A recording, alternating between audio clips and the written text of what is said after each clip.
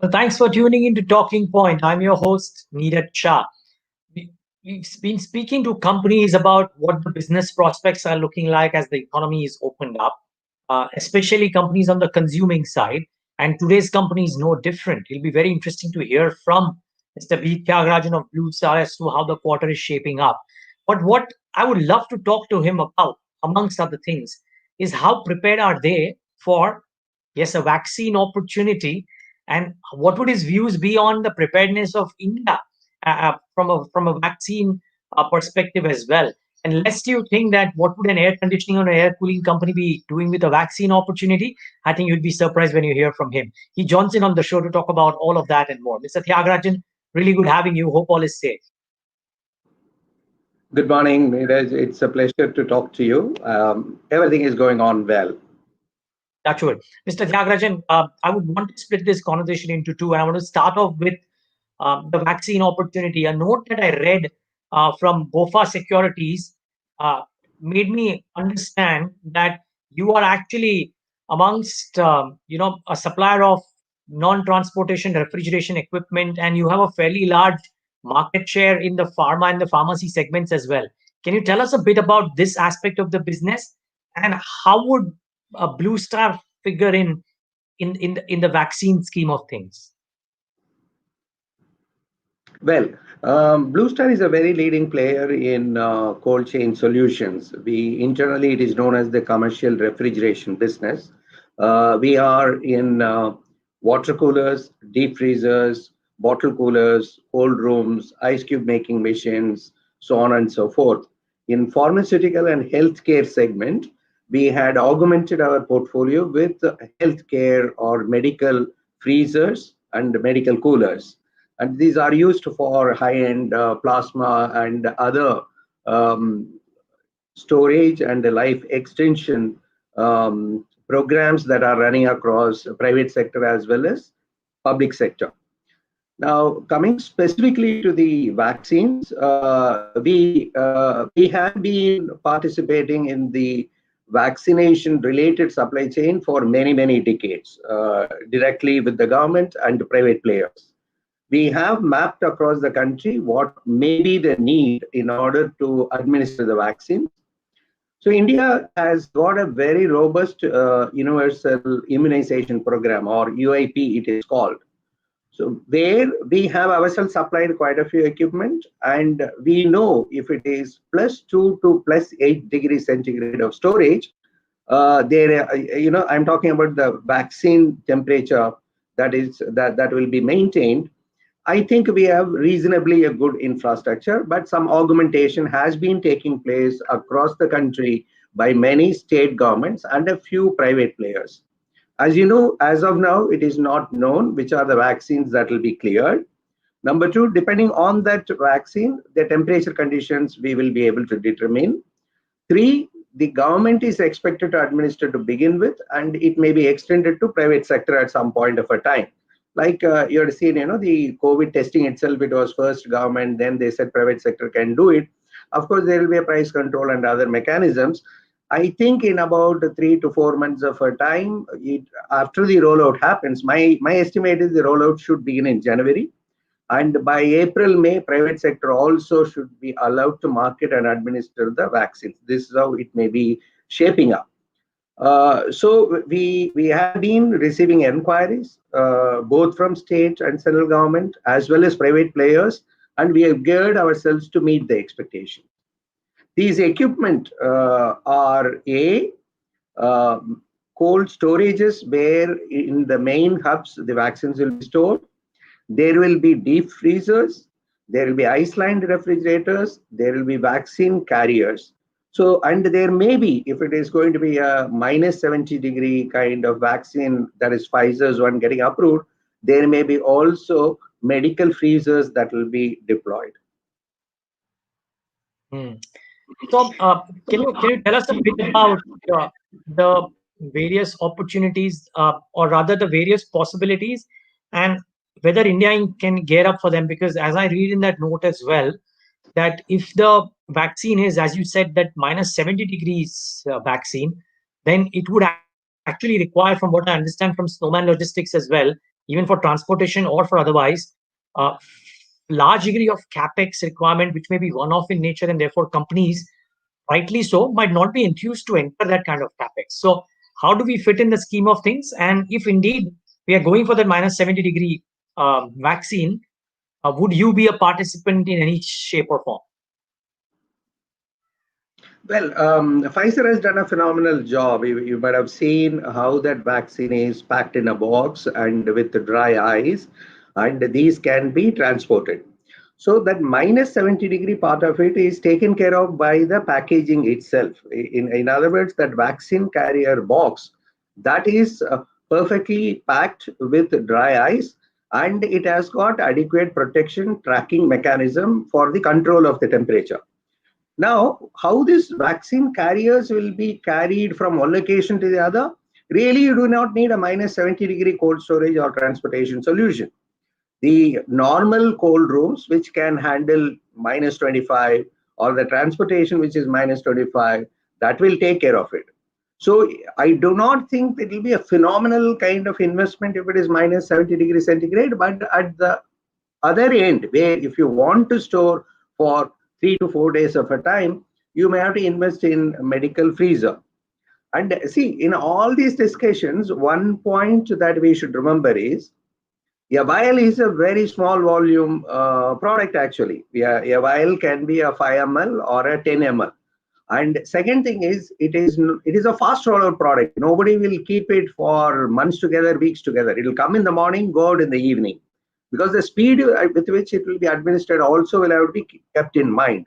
Say, for example, a medical freezer, which will cost around 5 lakh of rupees, it can store 1,000 vials, and it can, the volume is very low. So I think it may look like it is an additional investment. Say it is, if you think India full will be administered only through minus 70-degree kind of a vaccine, even then I think the investment will be 1,500 crores. Still, it is manageable because the original packing is a very innovative one, with the tracking mechanism, with the dry ice packed there. So what we are talking about, if it is +2 to +8, the cold chain solution opportunities may be in the order of around 200 crores, minus 15, minus 20, 500 crore, 1,500 to 2,000 crore for a minus 71, given the packaging that I have seen in the videos across. So therefore, I don't think it will be only minus 70 across the country it is going to be administered. There will be many variants that may be taking place. That is my assessment as of now. See, it is a question of 2 weeks. It will unfold. But the great news is, India is not new to this. We have been administering, say, some 130 crore people doses of vaccine every year under the UAP program itself. And the non-UAP may be also there. So therefore, there is nothing to worry. I think it will, while hiccups will be there, it will be there. Somewhere it didn't reach, somewhere somebody found the vaccine is missing. These are all very common things in a large country when it kickstarts. But the Ministry of Health and Family Welfare, they are well geared, and they are doing phenomenal work. The state governments are doing phenomenal work.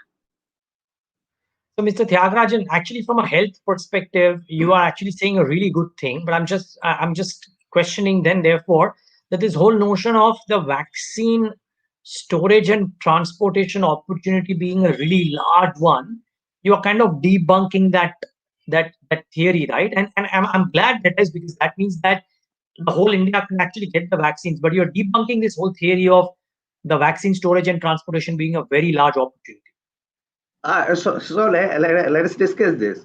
Let us say it is a 200 crore opportunity. And Blue Star, generally in the pharma healthcare space, we have anywhere between 50 to 75% market share. So for Blue Star, in a particular year, rupees 100 crore is a great opportunity or not? I think it is a big sum, right? So if someone is imagining it is a 1 lakh crore, 10,000 crore, I am debunking this theory. But for an industry, which is refrigeration industry, is in nascent stages in this country.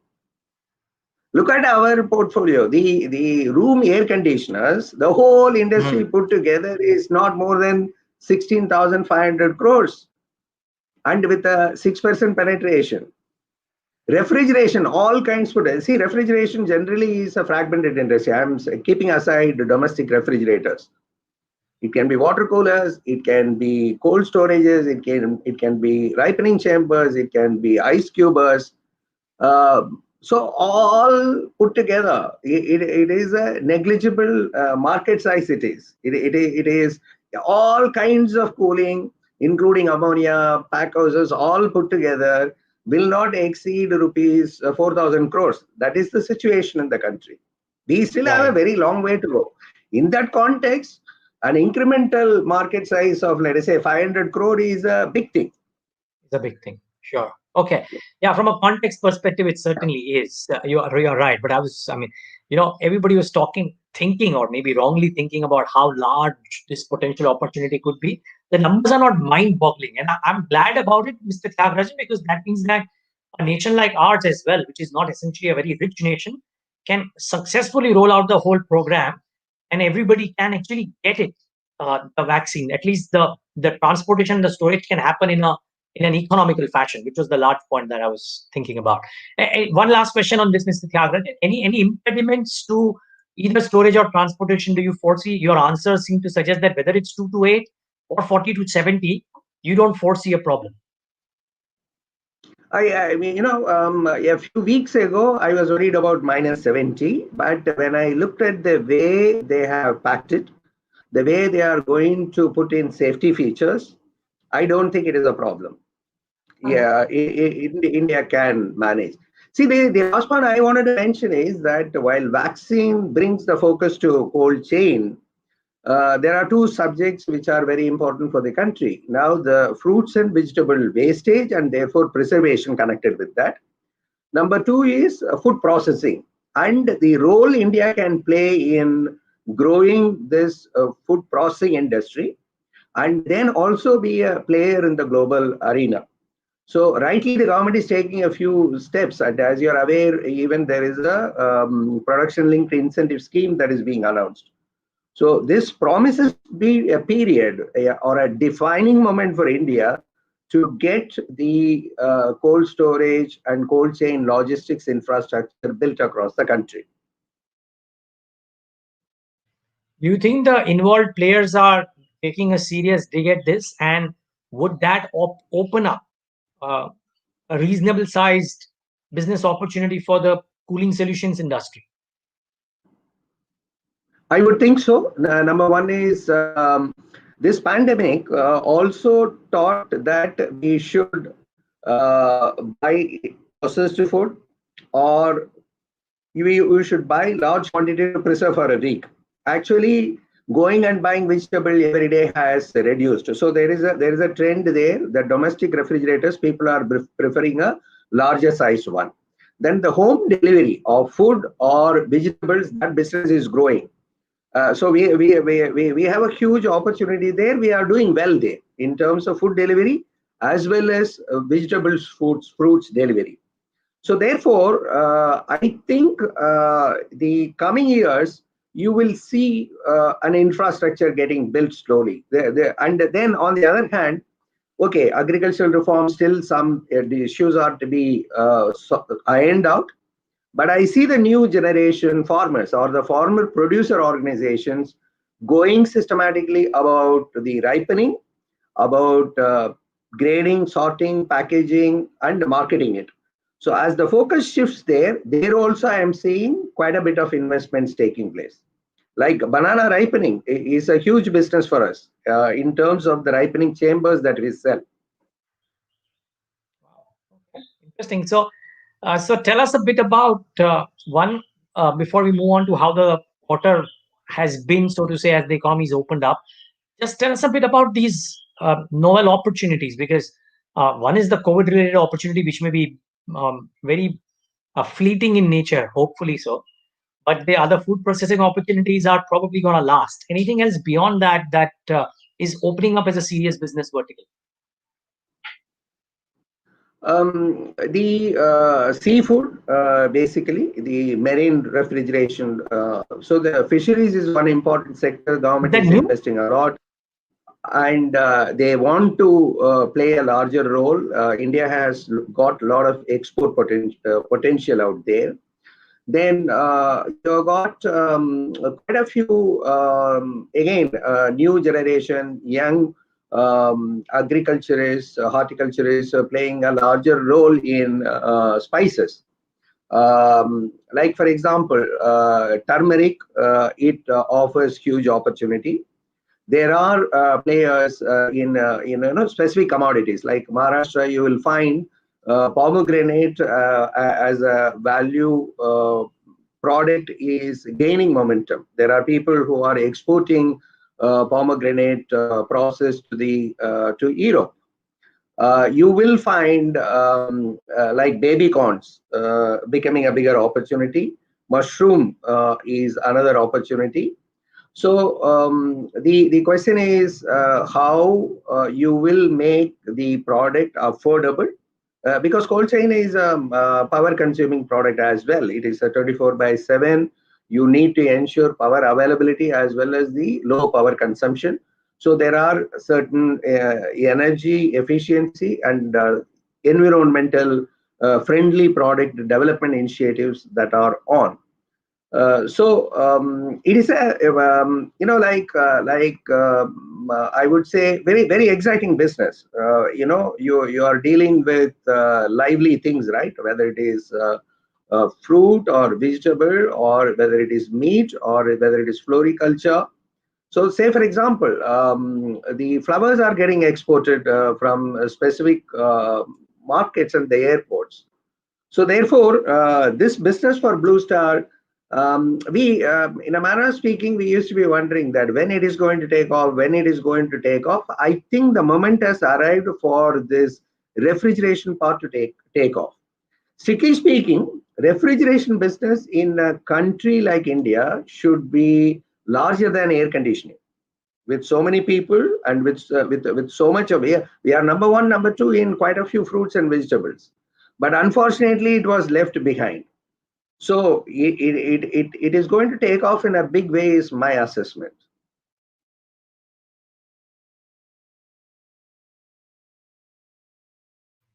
All the best for tapping into the opportunity, Mr. Thiagarajan.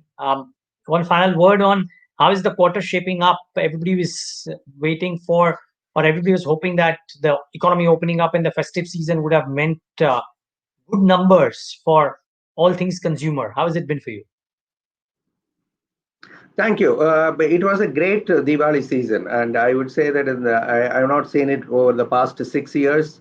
It is not only the pent up demand, but I found across the country, whether it is tier 3, 4, 5, or the cities, the demand picking up in a big way, and it was around 10% more than last year level itself. And as you know, the Q1 was the demand was at 35%. Q2 it reached around 80%. I think Q3 is already at around 100% of last year level. Q4 one can look forward to 10% growth over the previous year.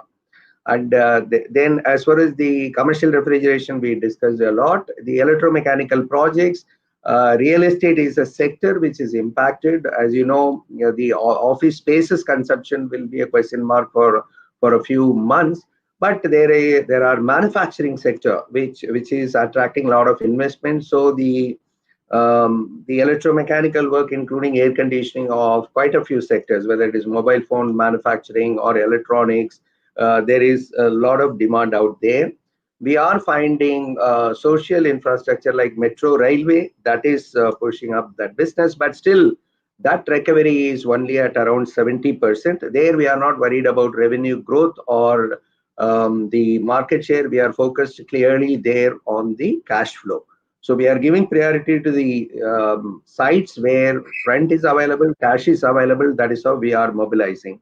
The professional electronics business, that is doing well, specifically in healthcare or digital banking services related solutions, we are doing well. The air conditioning industry, as you know, has received approval for a key scheme from the cabinet, which is 5,000 crores, and 3,000 crores maybe for the finished goods, 2,000 crore maybe for the components, and it is a very attractive scheme. So over the next 2 3 years, I think a lot of investments will flow in. Therefore, backward integration and reducing dependence on imports, these should be happening. Would you The apply? flip Would you side, apply for that, Mr. we will Mr. be, we Thiagarajan? will Would be, you? we will be participating in that because the Sri City land is with us. That project was to take off, but due to poor summer lockdown, it got deferred. But we will be into that. We will be applying for the PLI scheme out there. And the flip side is only that the commodity prices, as you can see, the big party doesn't continue for long. So while the demand has come up, the commodity prices are hampering the profitability. So the price increase has been effective. The energy labeling program is deferred. Instead of 1st January 2021, it will be 1st January 2022. And therefore you'll have to manage this forthcoming season. You have to make the market grow, industry as a whole. You have to maintain your profitability and the market share. So this is, as I have told you earlier, this is like playing T20 cricket. At any over, anything can happen, but we enjoy doing this. But lastly, Mr. Thiagarajan, good teams in a T20 match also set up potential scores that they will like to clock in. What's your sense of how, maybe not FY21 because it's been a disrupted year of sorts, but what's the kind of growth rate, say FY22, FY23 for Blue Star? So I expect, we will, as you rightly said, FY21 is a year of aberration. So over FY20 level, I think we should aim for around 15% growth, In both in FY22, terms you of mean? top line as well as the bottom line. That is what we would eager to do, because In the FY22. environment is good, and the consumption is coming back. Got it. You're talking about FY22, right? FY22 or FY22 FY20, growth about 15. FY22. FY22, I am talking about over FY20. FY21, you know that summer season was lost, so we may be overall at around 70 to 80% level of last year in terms of the revenue. Well, we wish you all the best for all of this and also for the COVID-related vaccination program as well, because that will do the country a world of good. Mr. Thiagarajan, thanks so much for joining in. Thank you very much. It's a pleasure always to talk to you. Thank you. Likewise, sir. And Thank you. viewers, thanks so much for tuning into this edition of The Talking Point.